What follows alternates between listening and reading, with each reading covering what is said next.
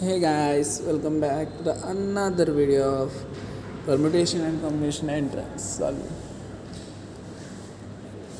So before starting the lecture, if you have came new to this channel, please subscribe the channel, hit the bell icon, select all such that when we upload a video, you will get the first notification. अगर आपको video पसंद आ रहा है तो please like कर दीजिए, अगर नहीं आ रहा तो कोई बात नहीं, क्यों पसंद नहीं आ रहा वो कमेंट में मेंशन कर दीजिए। अगले बार हम ट्राई करेंगे ऐसे इम्प्रूवमेंट लाने के लिए, ठीक है। तो बढ़ते हैं लेक्चर की तरफ।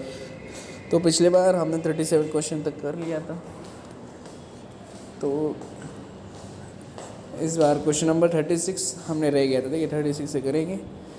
सो 36 में क्या वाला है, 40C4 plus summation of phi R equal to 1, 52 minus R C3 equal to, ठीक है। इस तरफ का सम हमने पहले टेक्स्ट बुक में किया है, तो एंट्रेंस में भी करेंगे, ठीक है। तो क्या दिया है कि 47C4 plus summation of phi R equal to 1, 52 minus R C, कितना दिया सी दिया है C3 दिया है, ठीक है। C3 इसका वैल्यू क्या है पूछा है, ठीक है। सिंपल। अभी ये जो R इक्वल टू 1 दिया, ठीक है, R इक्वल टू 1 दिया है, वो कितने बार है, 5 बार, ठीक है। तो कैसे लिखेंगे हम, 52 माइनस R इक्वल टू 1 लिखा, तो 52 माइनस 1 इज़ 51C3 प्लस, अभी R1 के बाद R2 आएगा, तो 52 माइनस 2 इज़ 50C3, फिर और कम होएगा 49 R3 आएगा, तो R3 इक्वल टू मतलब 52 minus 3 that is nothing but 49C3, फिर प्लस 48C3 प्लस कितने तक जाएगा, देखो इधर 1 2 3 4 and 5, 52 minus 5 is 47। So 47C3 plus हमें कितना दिया और 47C4,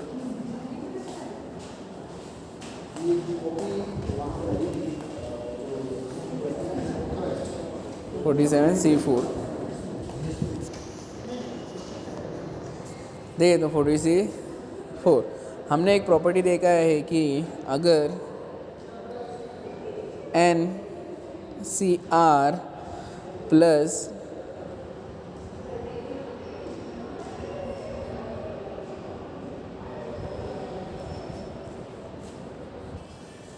कि NCR और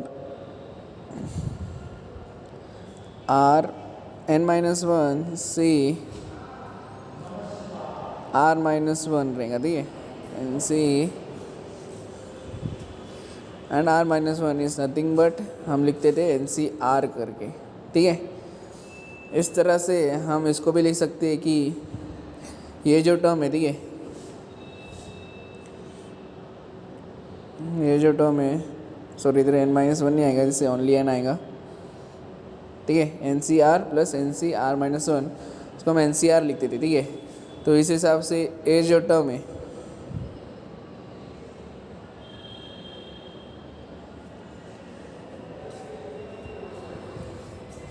तो इधर N प्लस बनाते, ठीक है, इधर N प्लस बनाते, ठीक है। ये जो टर्म है इसे हम लिख सकते हैं 48C3 करके, ठीक है। सो क्या आएगा, तो इस हिसाब से हम लिख सकते हैं 51C3 plus 50C3 plus 49C3 plus 48C3, तो C4 आएगा, ठीक है। तो C4 प्लस 48C4, ठीक है। तो अभी ये जो टर्म है, अभी ए जो टर्म है इसको हम लिख सकते हैं 49C4 करके, ठीक है, बाय यूजिंग प्रॉपर्टी 49C4।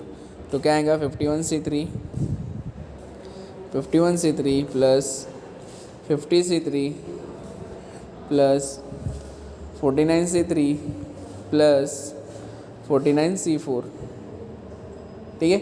तो अभी इन दोनों को देखिए, तो इसको हम लिख सकते हैं 50C4 करके, ठीक है। तो क्या आएगा 51C3 plus 50C3 plus 50C4, ठीक है। जहाँ भी इन दोनों को देखें तो इन दोनों को हम लिख सकते हैं 51C3 प्लस 51C4।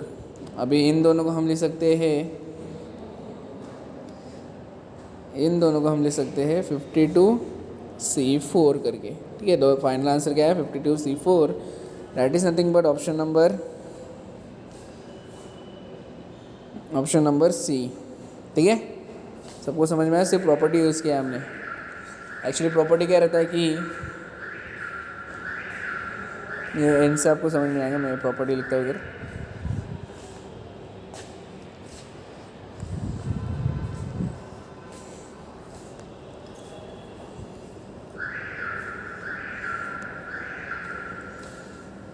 चलिए प्रॉपर्टी क्या है कि फॉर एग्जांपल अगर मैं लिखूँ 50C4 प्लस 50C3, तो उसको हम डायरेक्ट लिख सकते हैं 51C4 करके, ठीक है।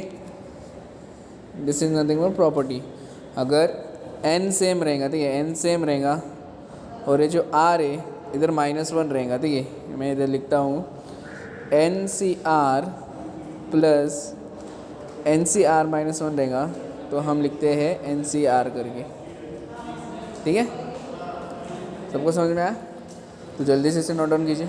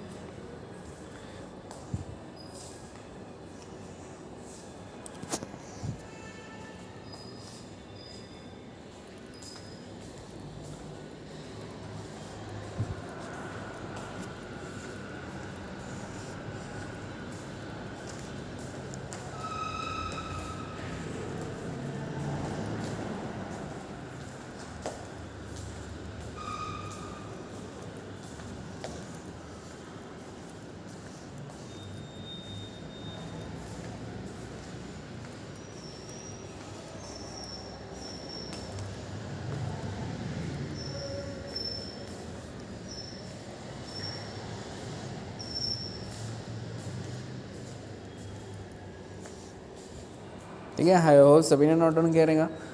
तो बढ़ते हैं नेक्स्ट क्वेश्चन की तरफ, जो कि है 37 हमने तो सॉल्व किया, ठीक है। तो आगे का क्वेश्चन देखते हैं। ओके, सो 38 क्वेश्चन वाला, ठीक है। इसमें क्या लिखा है, if 2NC3 is two NC2 equal to 44:3, then for which of the following values of R the value of NCR will be 15, ठीक है, ये पूछा है। तो सिंपल है, हम पहले क्वेश्चन नोट डाउन करेंगे। देखिए पहले क्वेश्चन देखेंगे, क्या क्वेश्चन में क्या लिखा है।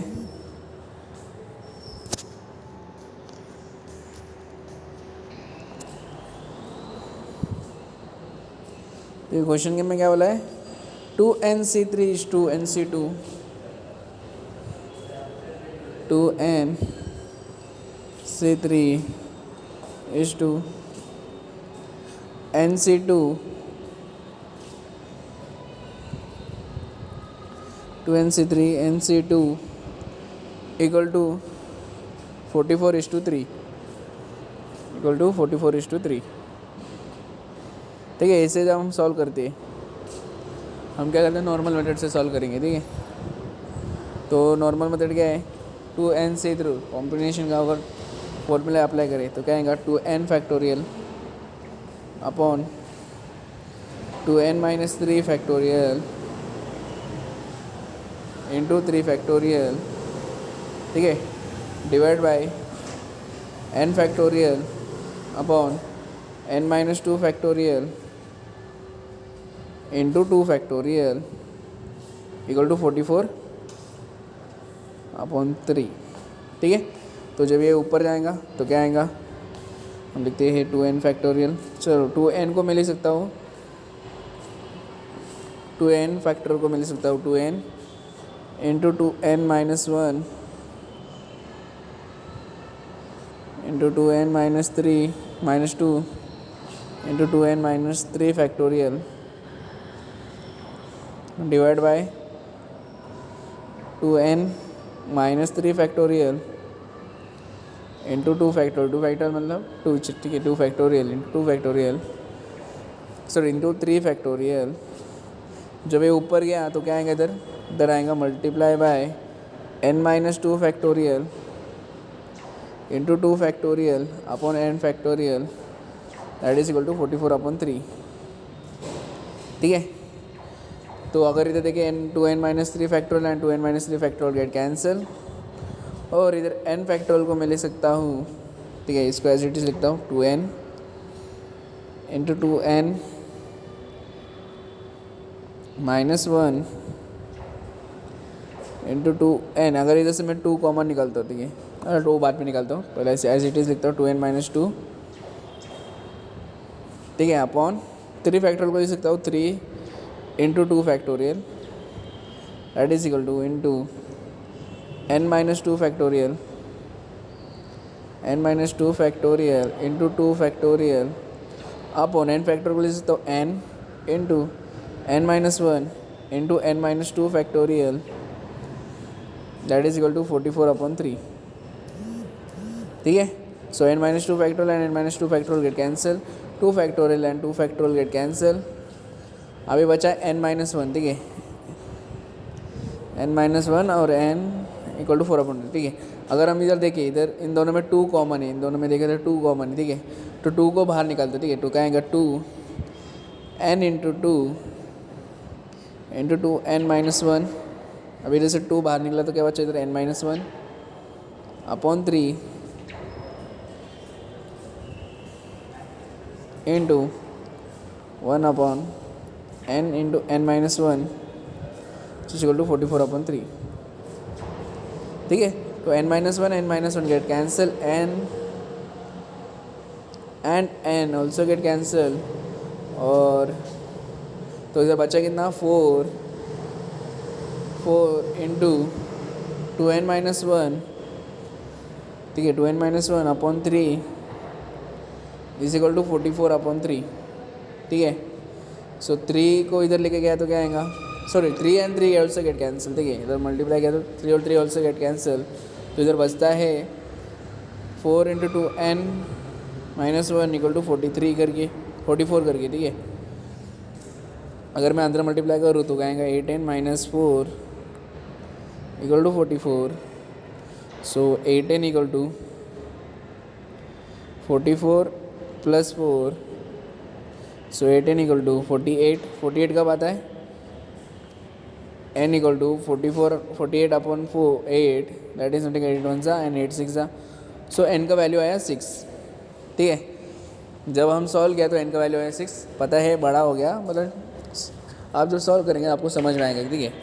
अभी n का वैल्यू इक्वल टू 6 है, हमें ढूंढना क्या है, हमको क्या बोला है क्वेश्चन में, अगर देखिए हमें बोला है कि किधर गया, हाँ क्वेश्चन में बोला है the value of NCR will be 15 बोला है एंड R का वैल्यू ढूंढना है, ठीक है।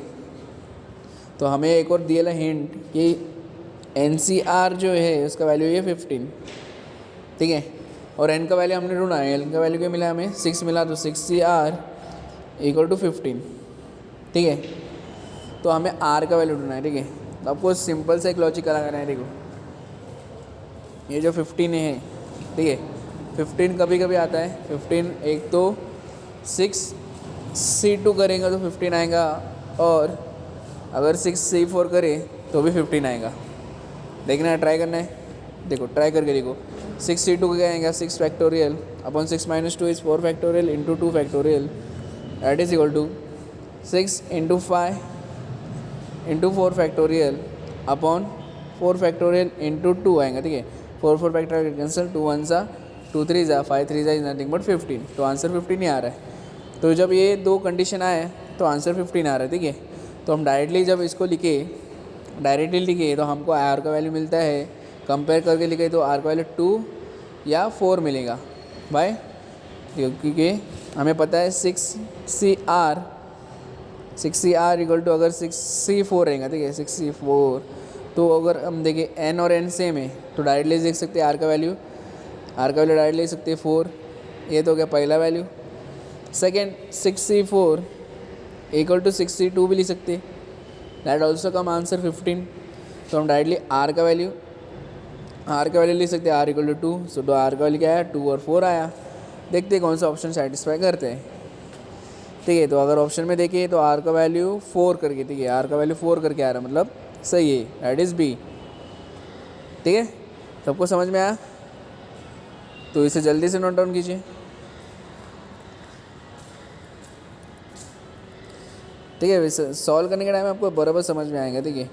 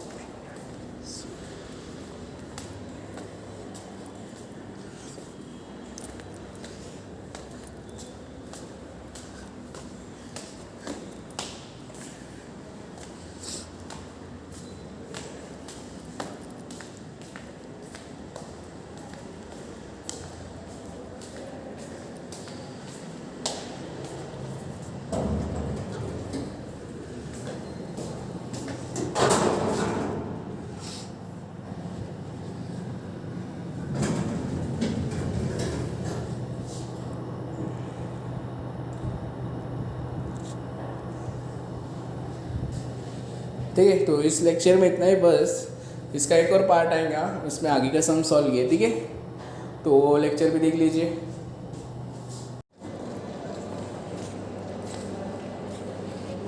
ये क्वेश्चन नंबर 39 आप सॉल्व कर सकते हैं, बिकॉज हमें पहले इसका वैल्यू निकालना है, मतलब इसका फॉर्मूला अप्लाई करना है। जो कैंसिल होएगा उसी हिसाब से हमें एन का वैल्यू मिल जाएगा। ठीक है, तो that can be as an homework. So let start from 40 question. ठीक है, 40 वाला तो क्या बोला, एन स्क्वायर माइनस NC2 कह दिया, N square minus NC2 equal to N square minus NC10 दिया। ठीक है, तो हमें फाइंड द वैल्यू ऑफ क्या बोला है, हमें n का वैल्यू निकालना है। ठीक है, क्या बोला है, फाइंड वैल्यू ऑफ n। ठीक है, then n is equal to, ठीक है, तो अगर हम कंपेयर करने के लिए कुछ है नहीं, 10 इक्वल टू 2 कर नहीं सकते। ठीक है, तो हमें एक पता है, अगर हम डायरेक्ट यूज़ कर सकते हैं कि NCR को हम ऐसे भी लिख सकते हैं कि NCR -1 करके भी लिख सकते हैं। ठीक है, ज़्यादा कुछ नहीं। हमने जब भी ऐसा कंडीशन मिले, जब जिधर n का वैल्यू दोनों जगह सेम है, ठीक है, इधर दोनों जगह n का वैल्यू सेम है, बट कंपेयर करने के लिए कुछ एज नहीं, तो हम क्या करेंगे, ये फॉर्मूला अप्लाई करेंगे। NCR को हम लिख सकते हैं NCR -1 करके। ठीक है, इतना याद रखना है। तो अगर ऐसा करें तो क्या मिलेगा हमें, n स्क्वायर माइनस n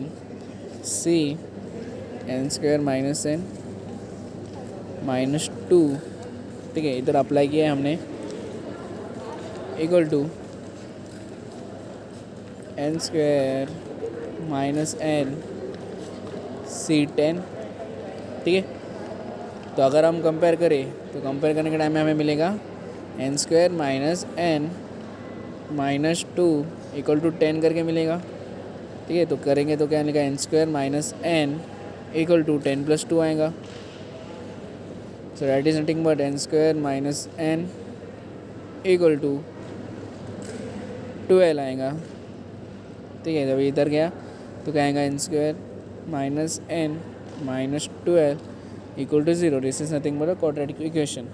ठीक है, तो हमें ऐसे दो नंबर चाहिए जिसका मल्टीप्लाई करें तो -12 आना मांगता है और माइनस और प्लस करें तो 1 आना मांगता है। That is nothing -4 and +3। So directly हम लिख सकते हैं n का वैल्यू क्या आएगा, डायरेक्टली हम लिख सकते हैं n-4 and n+3 equal to 0। So therefore n equal to 4 या फिर n इक्वल टू -3 आएगा। ठीक है, that is nothing but option कौन सा हमारा, that is option number D, 4 और -3 करके। ठीक है, सबको समझ में आया। बस ये आपको ये प्रॉपर्टी याद करना है कि अगर जब n का वैल्यू सेम रहेगा और r का वैल्यू अलग रहेगा तो हमें यूज़ करना है ये वाला प्रॉपर्टी। ठीक है, तो नोट डाउन कीजिए इसे।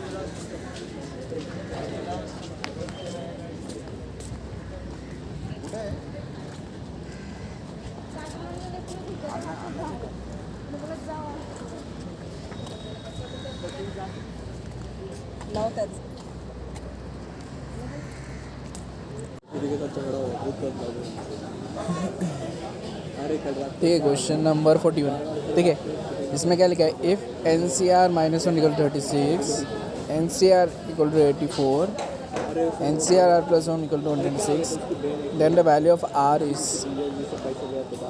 ठीक है, इस टाइप के सम अगर आपको याद रहेगा हमने पहले भी किया है।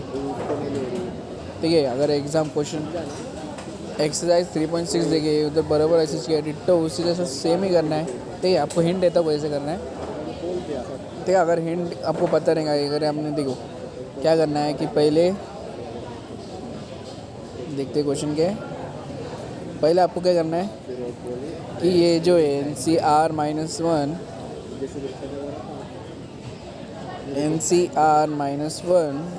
डिवाइड करना है NCR से।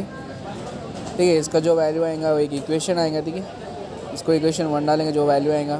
नेक्स्ट हमें NCR इक्वल टू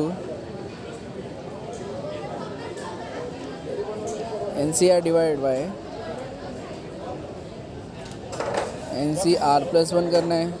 इसको जब सॉल्व करेंगे, आई थिंक इसमें कुछ इक्वेशन आता है। ठीक है, दो इक्वेशन सॉल्व करेंगे तो हमें n का वैल्यू मिलेगा और r का वैल्यू मिलेगा। ठीक है, जब इसे सॉल्व करें r का वैल्यू 3 आता है।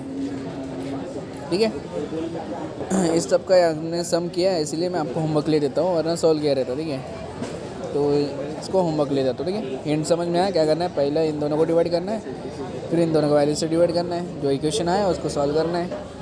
ठीक है, सबको समझ में आया कैसे करना है। ठीक है, इसे एक बार नोट डाउन कीजिए या फिर स्क्रीनशॉट निकालिए इसका।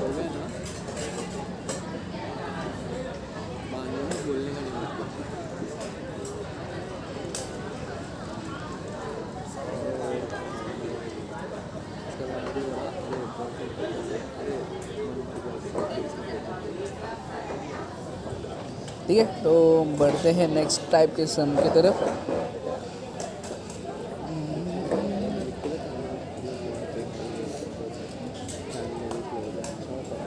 ठीक है, अभी ये वाले सम्स आपको ट्राई करना है सॉल्व करने के लिए। ठीक है, ट्राई करना है, अगर नहीं आया तो कोई बात नहीं, व्हाट्सएप में है, ऐसे व्हाट्सएप में मैसेज कर लीजिए।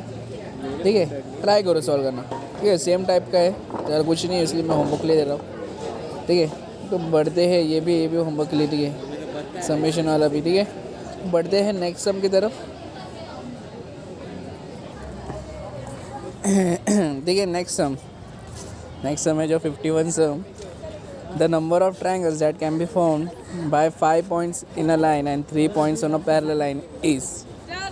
ठीक है, तो हमें बोला the number of triangles that can be formed by points in a line and 3 points on a parallel line is. ठीक है, तो अगर हम टोटल देखिए कितना पॉइंट्स दिया है, टोटल कितना दिया है हमें पॉइंट्स.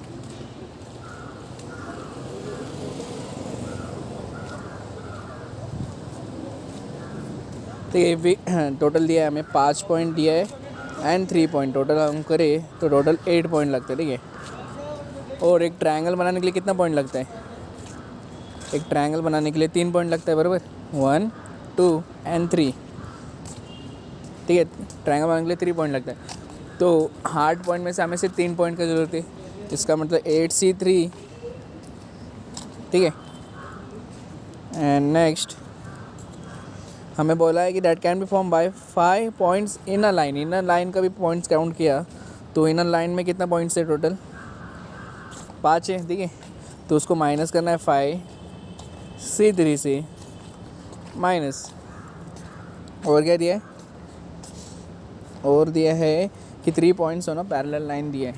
ठीक है, पैरेलल लाइन दिया है, तो इसी हिसाब से हमें 3 पॉइंट्स पैरेलल लाइन दिया है. तो पैरेलल लाइन में से कितना पॉइंट चाहिए हमें, 3 ही पॉइंट चाहिए, इसका मतलब 3C3. तो अगर हम इसका आंसर निकालें तो क्या आएगा, 8C3 minus 5C3 and 3C3 is nothing but -1. ठीक है, जब इसे सॉल्व करेंगे आंसर 1 में आएगा. इसे सॉल्व करेंगे आंसर 1 में आएगा. तो that is nothing but option कौन सा हमारा, ऑप्शन नंबर C. ठीक है, कोई डाउट किसी को, तो जल्दी से इसे नोट डाउन कीजिए.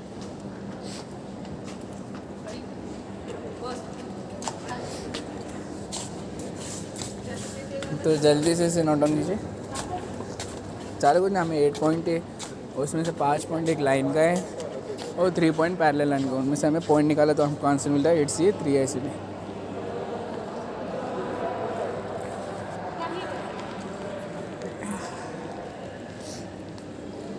ठीक है, तो बढ़ते हैं नेक्स्ट सम की तरफ. अरे क्या है,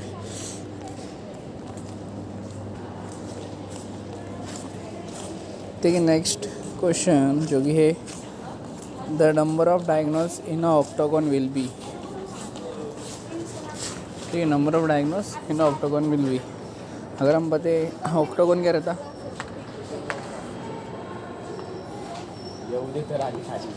ऑक्टागन में एक्चुअली रहता है 8 साइड्स रहता है. ठीक है, अगर हम ऑक्टागन देखें उसमें 8 साइड्स रहता है, उसमें से डायगोनल बनाना है. ठीक है, तो डायगोनल के लिए कितना लगेगा, सपोज ऑक्टागन ऐसा कुछ पता नहीं, ऐसे एज्यूम करते. ठीक है, नहीं तो ऑक्टागन बना तो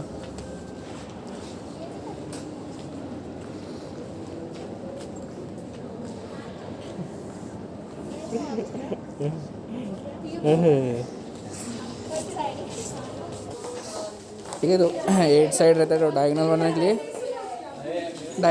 2 पॉइंट ही लगता है. ठीक है, डायगोनल बनाने के लिए 2 पॉइंट लगता है.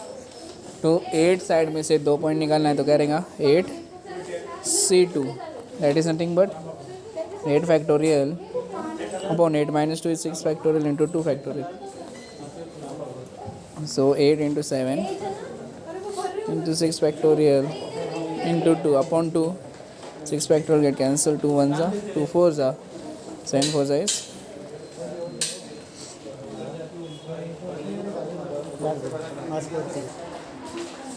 that is nothing but 7 4s are 28. ठीक है,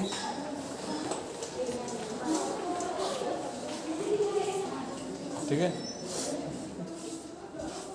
ठीक है, सबको समझ में आया. ओके, ठीक है, इसे नोट डाउन कीजिए. ठीक है, सबको समझ में आया. ऑक्टागन में एक्चुअली 8 साइड रहता है, इसलिए 28 लिखा है. ठीक है,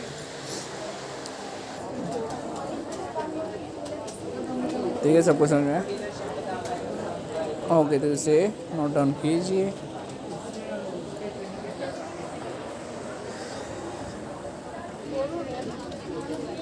ठीक है, नेक्स्ट क्वेश्चन देखा तो बोला है polygon has 44 diagonals, the number of its sides are करके। ठीक है, इसे आप होमवर्क, इससे homework,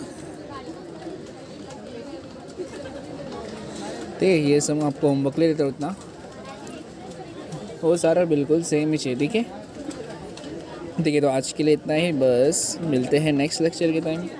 till then, this is ARK signing out from Zeta Institute of science.